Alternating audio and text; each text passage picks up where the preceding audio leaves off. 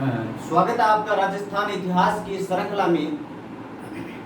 हम राजस्थान का इतिहास पढ़ रहे थे और राजस्थान के इतिहास में हमने आधुनिक इतिहास वाला पार्ट शुरू कर रखा था। आधुनिक इतिहास में हमने 1857 की क्रांति पढ़ी, उसके बाद में किसान आंदोलन हमने शुरू कर रखा था। किसान आंदोलन में हमने बिजोलिया किसान आंदोलन पढ़े। बिजोलिया किसान आंदोलन की अलग अलग मुख्य मुख्य बातें पढ़ी, विभिन्न उसके 3 प्रकार के चरण पढ़े, तीनों चरणों में अलग अलग नेतृत्वकर्ता पढ़े। फिर जांच आयोग पढ़े, अंग्रेजों की ओर से एक जांच आयोग पढ़ा, 2 जांच आयोग मेवाड़ के महाराणा की ओर से भेजा हुआ पढ़ा। उसके बाद में हमने बेंगू पढ़ा, फिर दुंदी पढ़ा, फिर अलवर, भरतपुर जैसे किसान आंदोलन हमने पढ़े। तो अब 3 किसान आंदोलन और हमारे बच गए, मारवाड़ किसान आंदोलन, शेखावटी किसान आंदोलन और बीकानेर किसान आंदोलन। तो आज हम शेखावटी किसान आंदोलन की चर्चा करेंगे कुछ उसी प्रकार जिस प्रकार से हमारी ये आधुनिक इतिहास की श्रृंखला चल रही है। तो शेखावटी किसान आंदोलन क्या था? बेसिकली जयपुर राज्य के दिन था। शेखावटी क्या था? जयपुर में आता था और जयपुर राज्य के अंतर्गत आता था। आज भी आता है, क्योंकि आज जयपुर संभाग बन गया है। तो शेखावटी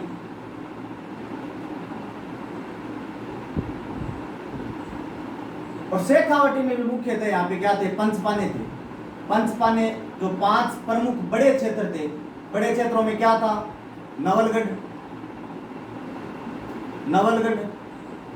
बिसौ, गुंडलोद,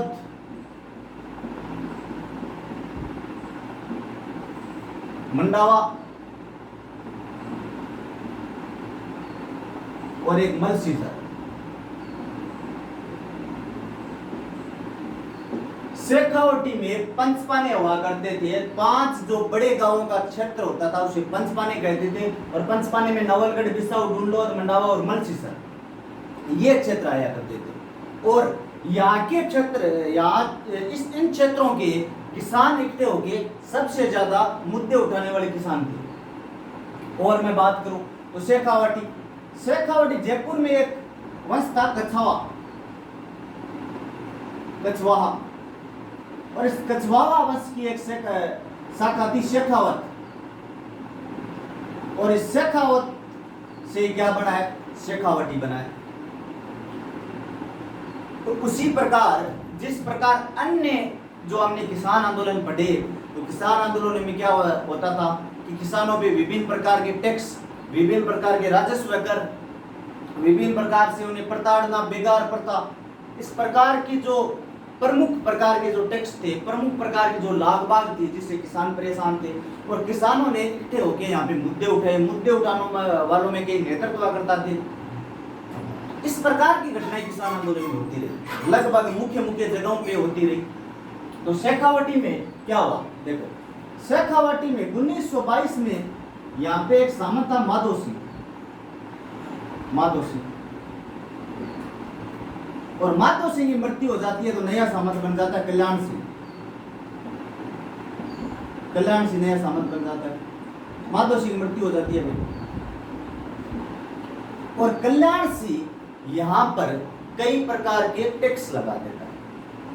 जब लोगों ने इसका विरोध किया कि हम ये टैक्स नहीं देंगे, तो कल्याण सिंह कहता है कि इस बार पिताजी की मृत्यु हो गई थी, तो उनकी मृत्यु पे जो मृत्यु भोज किया था, उस मृत्यु भोज में पैसे बहुत ज्यादा खर्च हो गए। फिर मेरा जो तलवार बंधाई हुआ है, जैसे मैंने पहले बताया, जिक्र कर चुके हैं कि पृथ्वी सिंह ने तलवार बंधाई कर जनता से लेना शुरू कर दिया था।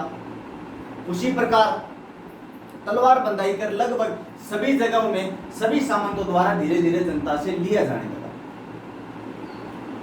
1906 में जब पृथ्वी सिंह लगाता है, उसके बाद में धीरे धीरे सभी सामान अलग अलग जगहों पे लिया जाता है। जैसे मैंने बताया, मारवाड़ में से पेशकशी, नजराना जैसे नामों से जाना जाता है, उत्तराधिकारी शुल्क कहते हैं। तो इस जो तलवार बंधाई कर है और मृत्यु भोज है, इस पे थोड़े खर्च ज्यादा हो, पैसे ज्यादा लगे। तो आप एक काम करो, इस बार तो दे दो कर, और अगली बार समाप्त कर देंगे, अगली बार से बंद कर देंगे। तो ये कल्याण से यहाँ पे कई प्रकार के कर लगा देते हैं। तो हम किसान आंदोलन के कारण स्टार्ट करते हैं, क्योंकि स्टार्ट ही कारण से होता है। तो इसने यहाँ पे बिरानी भूमि से भी कर लेना शुरू कर दिया गया। बिरानी भूमि से भी टैक्स, बिरानी भूमि से टैक्स। और अगर बात करूं तो जरीब छोटी करके टैक्स लेना स्टार्ट कर दिया, जरीब छोटी करके।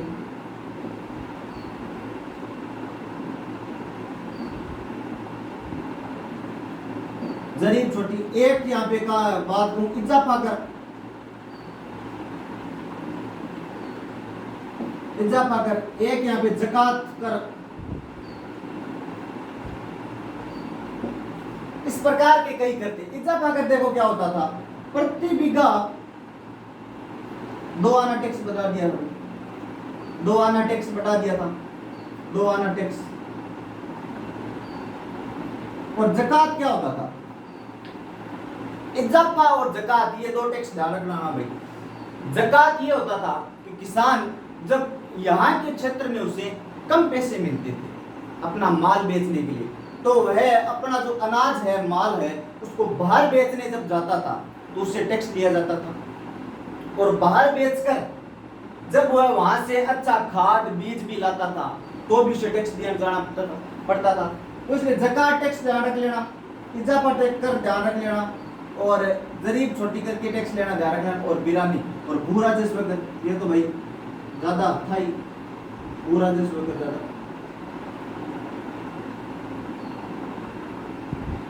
और बेगार प्रथा, ये तो लगभग सब में चलता ही आ रहा है, बेगार प्रथा। इस प्रकार के टैक्स लिए जाने लगे शेखावटी।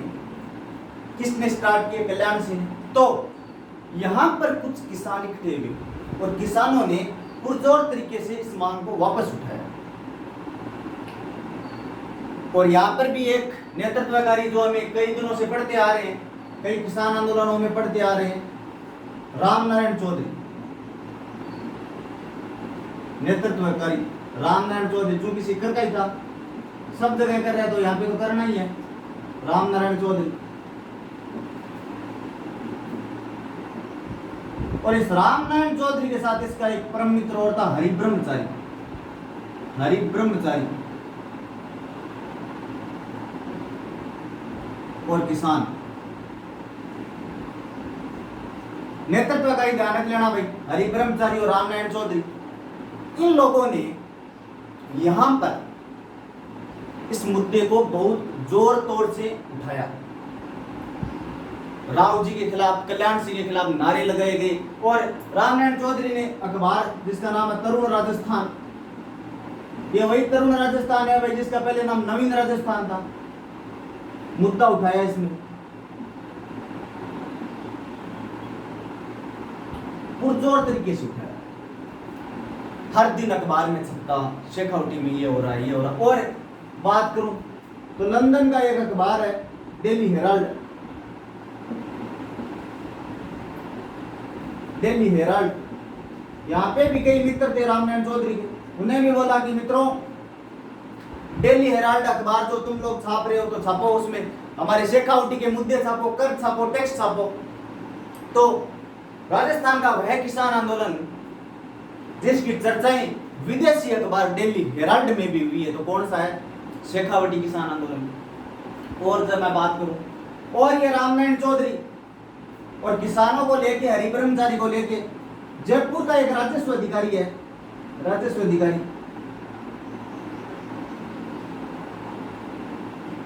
राजस्व अधिकारी जयपुर, कौन, गलेसी नाम का है भाई, गलेसी, RI गलेसी। इससे मिलने के लिए,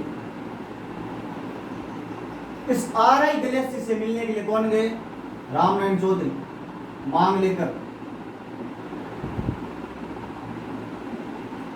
क्यों? क्योंकि मैंने आप लोगों को बताया कि शेखावटी है वो किसके अधीन है, जयपुर राज्य के अधीन है। तो ये सारे किसानों को लेके रामनारायण चौधरी जयपुर के राजस्व अधिकारी से मिलता है, RI गलेसी से, और अपने इस कर टैक्स, जितने भी ये तमाम लाग बाग है, इन सब से बातें करता है गलेसी से कि हमारे साथ इस प्रकार से हो रहा है। गलेसी इस बात पे कोई ज्यादा ध्यान नहीं देता, आश्वासन जरूर देता है लेकिन कोई इस पे संज्ञान नहीं लेता, मतलब कोई संज्ञान नहीं, कोई संज्ञान नहीं। अब जब रामनारायण चौधरी यहाँ पे किसानों को इकट्ठा कर रहा है, किसानों को मांग को पुरजोर तरीके से तरुण राजस्थान में छाप रहा है, अपने कई दोस्तों को कहे कि लंदन के डेली हेराल्ड में छपवा रहा है, तो जाहिर सी बात है कि मुद्दा उठ चुका है बहुत ज्यादा। जयपुर के राजस्व अधिकारी गलेसी से मिलके आ गया अपनी मांग लेके, तो अब राव कल्याण सिंह को लगा कि यार ये रामनारायण चौधरी तो किसानों को भड़का रहा है, क्योंकि जब मैंने इन लोगों को बोल दिया है कि 1 साल के बाद में मैं कर आप लोगों का माफ कर दूं, फिर भी ये रामनारायण चौधरी है, ये लोग क्या है, ये मुद्दा पुरजोर तरीके से उठा रहे हैं। तो रामनारायण चौधरी को क्या करते थे, निष्कासित, निष्कासित रामनारायण चौधरी को।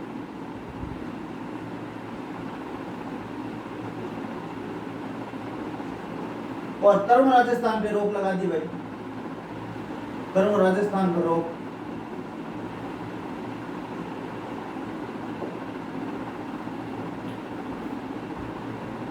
राव कल्याणमल ने जब रामनारायण चौधरी इस प्रकार के मुद्दे उठाए, लोगों को इकट्ठा किया, तो रामनारायण चौधरी को यहाँ से निष्कासित कर दिया कि सिक्कर के आसपास मत दिख जाना तुम। और इसके तरुण राजस्थान जो कि अखबार था, उस अखबार पर रोक लगा दी।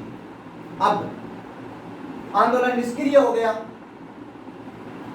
तो अब जब रामनारायण चौधरी यहाँ से चला गया, किसान यहाँ पे टूट गए, एक प्रकार से किसानों का संगठन टूट गया, तो किसानों को कोई तो चाहिए नेतृत्व करने के लिए, नहीं तो किसान जब नेतृत्व नहीं होता है तो मांग को नहीं उठा सकते।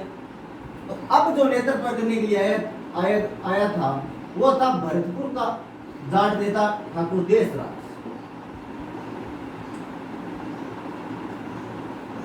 नेतृत्व अब,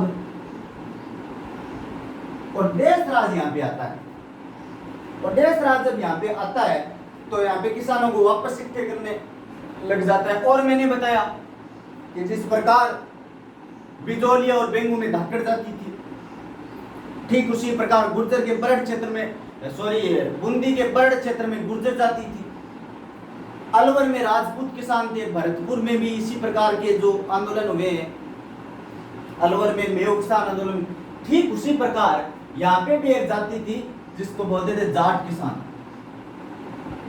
यहाँ पे जो किसान थे वो थे जाट सर्वाधिक। और ठाकुर देशराज ने यहाँ पे आते ही क्या किया, 1931 में राजस्थान जाट क्षेत्रीय महासभा का गठन किया।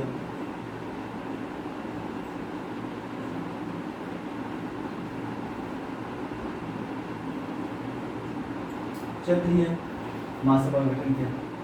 दोबारा देख लीजिए, रामनारायण चौधरी हरि ब्रह्मचारी ने जब ये मुद्दा उठाया तो उसको यहाँ से निकाल दिया, तरुण राजस्थान पे रोक लगा दी, और लंदन का एक बार डेली हेराल्ड में भी इसकी चर्चा हुई थी।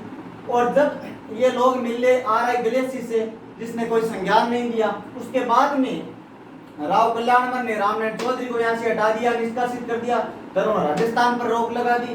फिर यहाँ पे नया नेतृत्व करने के लिए आ जाता है ठाकुर देशराज। और ठाकुर देशराज कहाँ का था, भरतपुर। और 1931 में राजस्थान जाट क्षेत्रीय महासभा का गठन किया, किसानों को एकजुट करने के लिए। जो कि इसको मैं मिटा देता हूं, फिर आप आगे बढ़ते। राजस्थान जाट क्षेत्रीय महासभा का गठन करने के बाद में लगभग किसान एकजुट होने लगे। इस संगठन के नाम से ठाकुर देशराज ने लोगों को प्रेरित किया, किसानों की मांगों को पुरजोर तरीके से उठाया, तथा कई प्रकार के यहाँ पे किसान सभाएं। मैंने बताया कि ये 500 जो क्षेत्र है, शेखावटी के पंचपाने थे, इनके किसान अधिकतर यहाँ पे सम्मिलित थे। अब 1931 में राजस्थान जाट क्षेत्रीय महासभा का गठन हो चुका है। अब 1932 में झुंझुनू में अखिल भारतीय जाट महासभा का अधिवेशन होता है भाई। अखिल भारतीय जाट महासभा, अखिल भारतीय जाट महासभा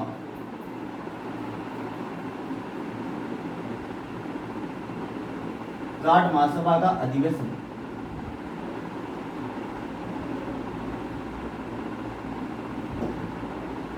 और इस अखिल भारतीय जाट महासभा से मिलती है राजस्थान की क्षेत्रीय जाट महासभा के लोग मिलते हैं, किसान इकट्ठे होते हैं और इसने यहाँ पे क्या कर दिया, समर्थन कर दिया भाई। तो याद रख लेना 1932 में अखिल भारतीय जाट महासभा का अधिवेशन होता है झुंझुनू में। जब यहाँ के किसान उनसे मिलते हैं, जाट किसान उनसे मिलते हैं, तो 1932 में इस आंदोलन को, शेखावटी किसान आंदोलन को अखिल स्तर का जो संगठन है अखिल भारतीय जाट महासभा, वह क्या कर देता है, समर्थन।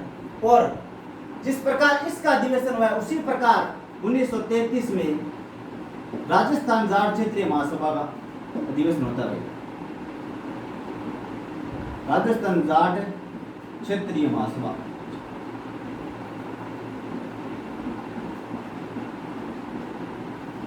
का अधिवेशन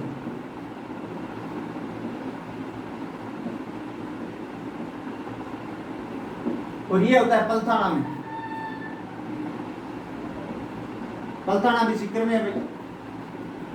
इस अधिवेशन में क्या होता है, देखो जिस प्रकार ये अधिवेशन हुआ उसी प्रकार 1933 में ये अधिवेशन हुआ। और मैं बात करूं तो यहां पर किसान बहुत मात्रा में थे और इस संगठन में ये कहा गया कि अगले साल हम एक बड़ा यज्ञ करेंगे सीकर में, इतना बड़ा यज्ञ करेंगे कि सीकर के तमाम जाट किसानों को इकट्ठा करेंगे और तमाम लोगों को इसके बारे में बताएंगे और तमाम लोगों को इकट्ठा करके बड़ा आंदोलन करेंगे। ठीक 1934 में यज्ञ होता है जाट प्रजापति महायज्ञ। जाट प्रजापति महायज्ञ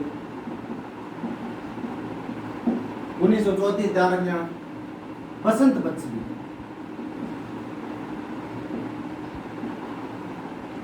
सीकर में। और इस बार किसान बहुत इकट्ठे हुए, महाकिसान सम्मेलन हुआ, महाकिसान सम्मेलन।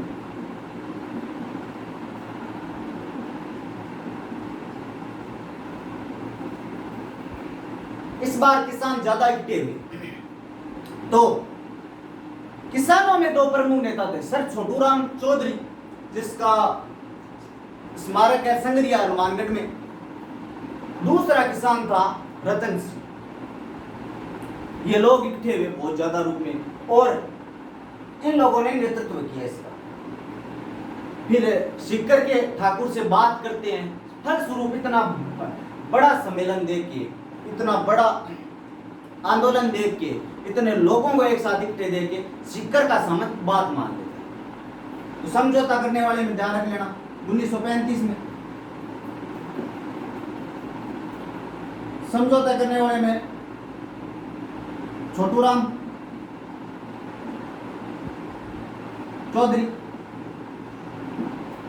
प्लस रतन सिंह और सामंत। सामंत कौन? कल्याण सिंह। समझौता हो जाता है, समझौता हो जाता है।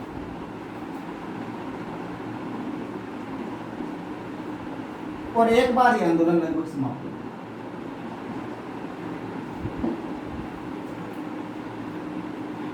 तो राजस्थान जाट क्षेत्रीय महासभा का अधिवेशन होता है पलथाना सीकर में। उसके एक साल बाद जाट प्रजापति महायज्ञ बसंत पंचमी को सीकर में होता है। महाकिसान सम्मेलन होता है, बड़ी संख्या में किसान इकट्ठे होते हैं। 1935 में सर छोटूराम चौधरी रतन सिंह सामंत से बात करते हैं, समझौता हो जाता है, फिर ये आंदोलन रुक सा जाता है। लेकिन क्या इस किसान आंदोलन में सर छोटूराम चौधरी, रतन सिंह, रामनारायण चौधरी, हरि ब्रह्मचारी यही लोग नेतृत्व करता थे? नहीं, इनके अलावा भी कई ऐसे लोग थे जो यहाँ से जुड़े हुए थे। देखो इस आंदोलन के अन्य नेता देखो भाई, अन्य नेता आंदोलन के अन्य नेता में पहला नाम ध्यान रखना है तारकेश्वर शर्मा। सीकर आंदोलन से संबंधित है भाई तारकेश्वर शर्मा।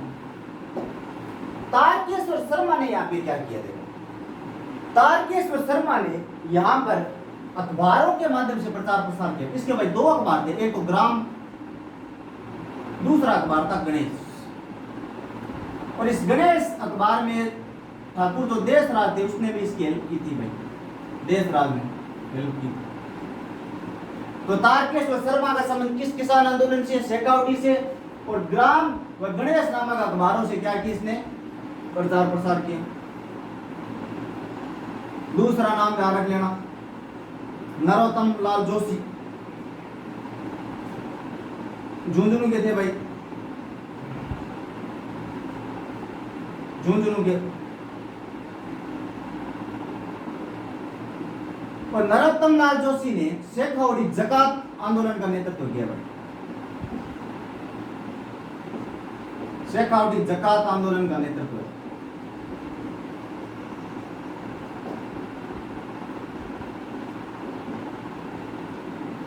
शेखावटी जकात आंदोलन का नेतृत्व किया। जो जकात कर लिया जाता था, बाहर अपना जो अनाज है बेचने पर भी लिया जाता था।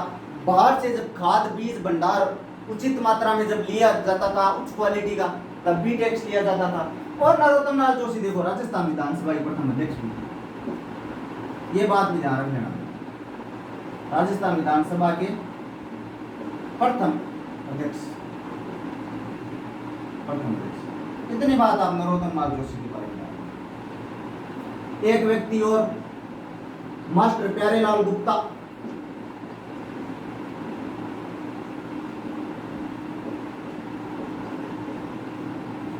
मास्टर प्यारेलाल गुप्ता जो कि चिड़ावा का था। ये जो शेखावटी किसान आंदोलन हम बढ़ रहे हैं, इस किसान आंदोलन से पहले क्योंकि ये 1922 के बाद में टैक्स लिया जाने लगा, धीरे धीरे इसकी मांगे उठी। 1931, 32, 33, 35 तक, ये 10, 12, 15 सालों तक धीरे धीरे उठता रहा, दबता रहा। कुछ नेतृत्वकारी आते रहे, जाते रहे, किसी को निष्कासित कर दिया गया। उसी प्रकार मास्टर प्यारेलाल ने जो ये पूरा सिस्टम है, जिसको जनजागृति मिली थी, राजनीतिक चेतना मिली थी, तो मास्टर प्यारेलाल की एक समिति थी 1918 में जो बनी थी, अमर सेवा समिति। अमर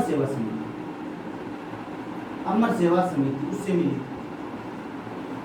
और इस मास्टर प्यारेलाल ने इतना बड़ा काम किया था, जो राजस्थान में शेखावटी में सर्वप्रथम जनजागृति का काम, शेखावटी में जनजागृति का काम किया गया।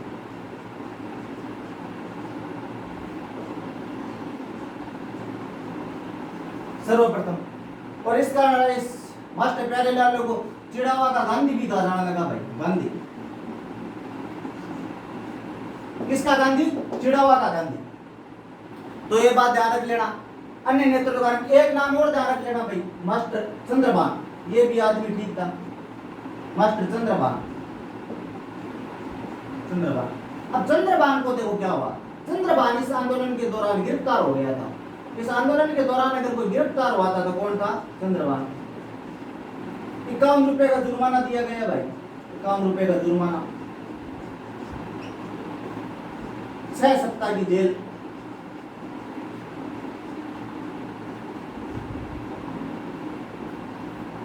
रामनारायण चौधरी, हरि ब्रह्मचारी, ठाकुर देशराज, इनके अलावा ये 4 नाम और ध्यान रख लेना, जो शेखावटी किसान आंदोलन में मुख्य तौर से अपनी भूमिका निभा रहे थे।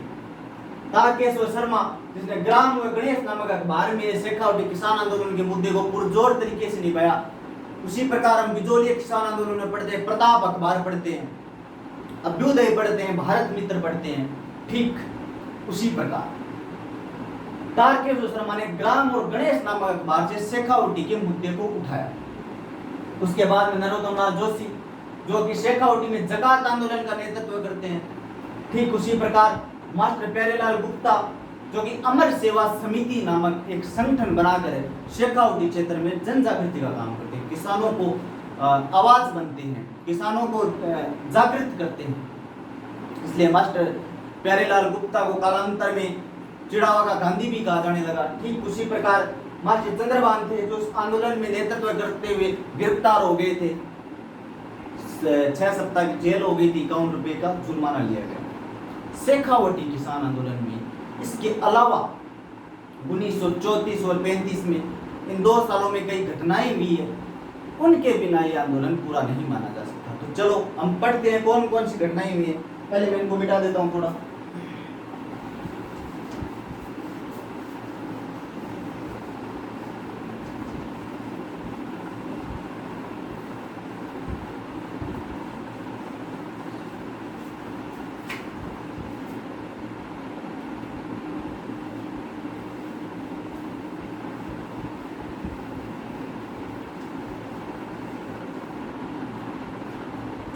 सियोता नामक जगह का एक सामंत था, सियोता, जिसका नाम था मान सिंह।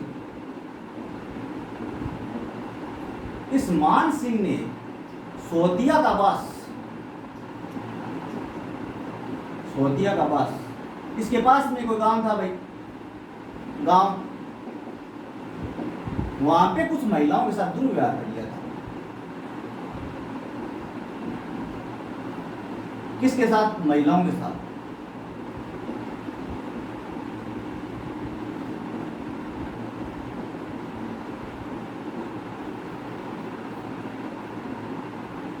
सियोटा गांव का एक सामंत था मान सिंह, और मान सिंह ने पास के गांव एक था सोतिया का बास, सिकर में ही, वहां पर कुछ महिलाओं के साथ दुर्व्यवहार कर लिया था, छेड़खानी कर ली थी।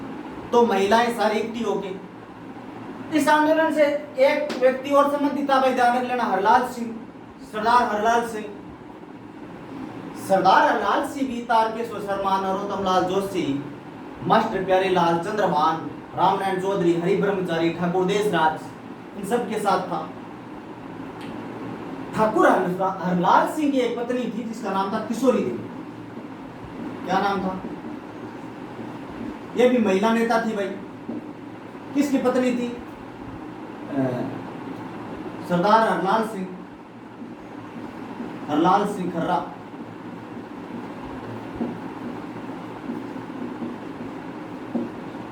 इसकी पत्नी थी भाई। ये सारी महिलाएं किसके पास आती है? किशोरी देवी के पास, कि महिलाओं के साथ दुर्व्यवहार हो रहा है हमारी शेखावटी में, केवल किसान आंदोलन से कुछ नहीं होगा। जब ये सारी पीड़ाएं महिलाओं ने किशोरी देवी को बताई, तो किशोरी देवी ने कहा कि हम एक बड़ा सम्मेलन करेंगे। और बड़ा सम्मेलन हुआ, महिलाओं का लगभग 10,000 महिलाएं थी, 10,000। और कहाँ पे हुआ? कटरातल में। वही 1934 में कटरातल में बड़ा सम्मेलन हुआ, और किशोरी देवी के नेतृत्व में हुआ। किशोरी देवी ने इकट्ठा किया। बहुत बड़ी बात है ये अपने आप में। उस जमाने में जब फोन, सोशल मीडिया नहीं थी, उस समय भी 10,000 महिलाएं इकट्ठी हो गई, तो याद किया जाना चाहिए मेरे हिसाब से। तो और बढ़ते, यहाँ पे जो मुख्य महिलाओं को भाषण दिया, यानी कहूं तो मुख्य वक्ता, उसका नाम था उत्तमा देवी। और उत्तमा देवी कौन थी? उत्तमा देवी थी ठाकुर देशराज की पत्नी। उसके साथ आई हुई थी भाई, ठाकुर देशराज की पत्नी। ये यहाँ पे मुख्य वक्ता के रूप में काम करती है, महिलाओं को संबोधित करती है, महिलाओं को अत्याचारों के खिलाफ जागृति लाने के लिए पुरजोर प्रयास करती है, उन्हें इस प्रकार से मोटिवेट करती है। और इस आंदोलन, इस सम्मेलन को बुलाने वाली कोई महिला थी, तो कौन थी? किशोरी देवी। कारण मैंने बता दिया। दूसरी बात ये है सम्मेलन, भाई ध्यान रख लेना, सम्मेलन का कारण कटरातल सम्मेलन है। अब कुछ घटनाएं हैं, चूंकि घटनाएं ध्यान रखें, घटनाएं इस आंदोलन की घटनाएं, हेडिंग लगा लेना, घटनाएं। घटनाओं में पहली घटना है कुंदन गोलीकांड। कुंदन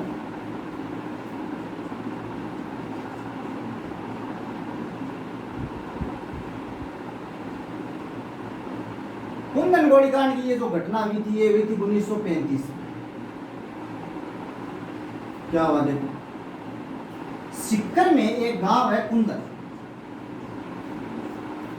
और मैंने बताया कि प्रजापति महायज्ञ जो हुआ था 1934 में, उसके बाद में से हर जगह आंदोलनों की भड़क उठी, फिर भी कई गांवों में कर लिए जा रहे थे। तो यहाँ पे एक महिला थी दापी देवी। दापी देवी का संबंध पूछ लिया किस कांड से है, तो कुंदन गोलीकांड से। दापी देवी ने किसानों को बुलाया और कहा हम इनको टैक्स वैक्स नहीं दे रहे हैं भाई। कई जगह तो ये लोग बोल रहे नहीं ले रहे हैं, और जिस जगह इकट्ठे नहीं हो रहे वहां पे ले रहे हैं टैक्स। दापी देवी ने कहा कि हमको टैक्स नहीं देना, तो दापी देवी के नेतृत्व में किसानों ने टैक्स देने से मना कर दिया। और बात करूं, जब किसानों ने टैक्स देने से मना किया,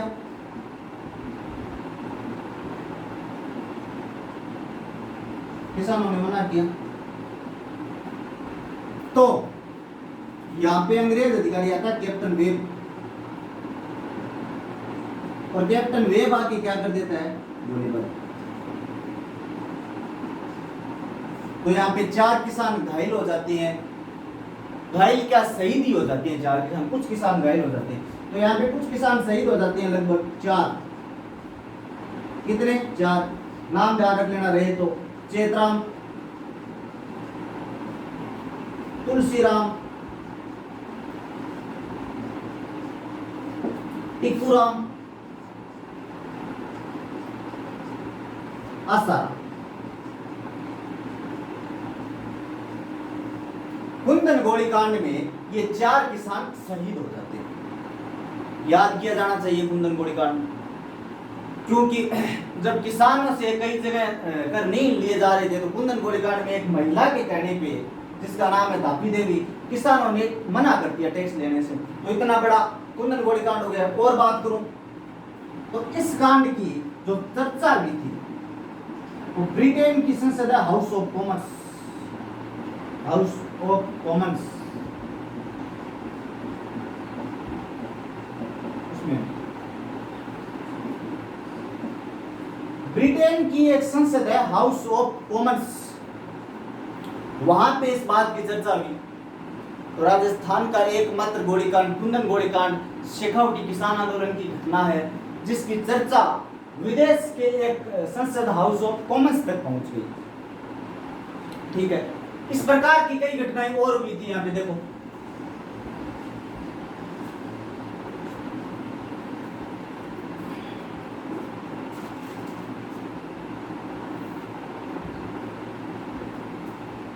एक घटना और ध्यान रख लेना भाई, जय सिंहपुरा, जय सिंहपुरा हत्याकांड। डायरेक्ट प्रश्न पूछ लिया जाता है भाई किससे संबंधित है, 1934 में हुआ था। और यहाँ पे जो गोलीबारी करने वाला व्यक्ति था वो था ईश्वर सिंह। गोलीबारी लाठीचार्ज, ईश्वर सिंह में इसके कुछ व्यक्ति आए और यहाँ पे क्या किया, लाठीचार्ज। तो एक बात और ध्यान रख लेना भाई इसके बारे में कि राजस्थान का प्रथम हत्याकांड, राजस्थान का प्रथम हत्याकांड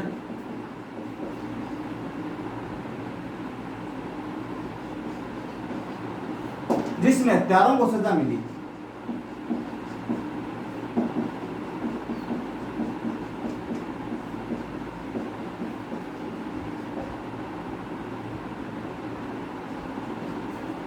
सजा मिली, ये भी ध्यान रखना भाई। दूसरा, 1 नंबर कुंदन गोलीकांड हो गया। एक और ध्यान रख लेना भाई, ये खुड़ी, ये भी भाई 1935 में हुआ था, ये भी सीकर में है। यहाँ पे ध्यान रख लेना, कोई बारात जा रही थी, तो बारात किसानों की बारात थी, तो किसानों पे वहां पे बारात जाते टाइम क्या हुआ, लाठीचार्ज कर दिया, बारात पर लाठीचार्ज।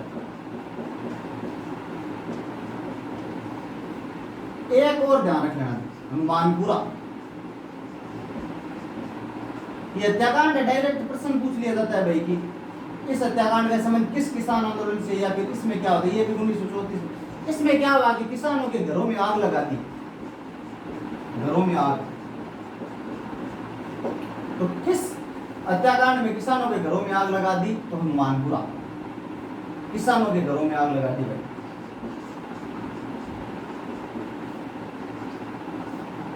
दोबारा से देख लीजिए, हमने राजस्थान के इतिहास में शेखावटी किसान आंदोलन पढ़ रहे हैं, और शेखावटी किसान आंदोलन में हमने देखा कि यहाँ पे माधोसी नाम का कोई व्यक्ति यहाँ पे सामंत था, जिसकी मृत्यु हो जाती है, नया सामंत बन जाता है।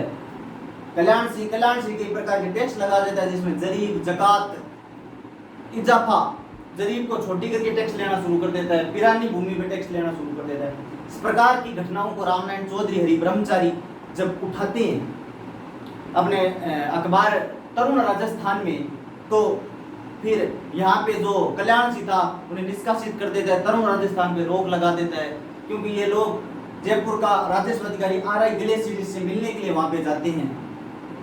फिर यहाँ पे नया नेतृत्व करता आ जाता है ठाकुर देशराज, जो 1931 में राजस्थान क्षेत्रीय जाट महासभा का गठन करता है। 1932 में जब अखिल भारतीय जाट महासभा का अधिवेशन झुंझुनू में होता है, उसके देखा कि 1933 में राजस्थान क्षेत्रीय जाट महासभा का अधिवेशन ये लोग करवाते हैं।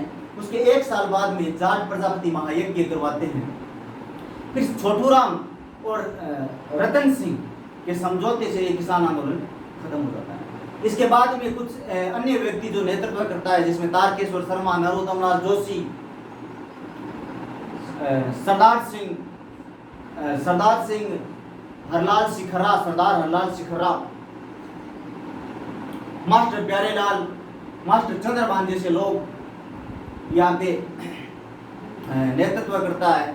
उसके बाद में कुछ घटनाएं हैं, जैसे कटरातल की घटनाएं, उसके बाद में कुंदन गोलीकांड, फिर खूड़ी, फिर जयसिंहपुरा, फिर हनुमानपुरा। इनकी मुख्य बातें थोड़ी बहुत ध्यान रखिएगा। ये है शेखावटी का किसान आंदोलन। कुछ आंदोलन की बातें अगर यहाँ पे रह गई हो तो हम जब पढ़ेंगे 1931 से लेके 1946 तक प्रजामंडल चलेंगे, तो इस प्रजामंडलों में कई मुख्य बातें यहाँ से जो रह गई है वो वहां पर करेंगे, लेकिन जो आंदोलन की मुख्य घटनाएं वो यहाँ तक ही सीमित है। तो हमने राजस्थान में 6 किसान आंदोलन पढ़ लिए। अब चूंकि मारवाड़ और बीकानेर वाला बच्चा है, उसके बाद में हम जनजाति आंदोलन पढ़ेंगे। तब तक के लिए अगर कंटेंट अच्छा लगे तो सब्सक्राइब और लाइक कर देना। जय हिंद, जय भारत।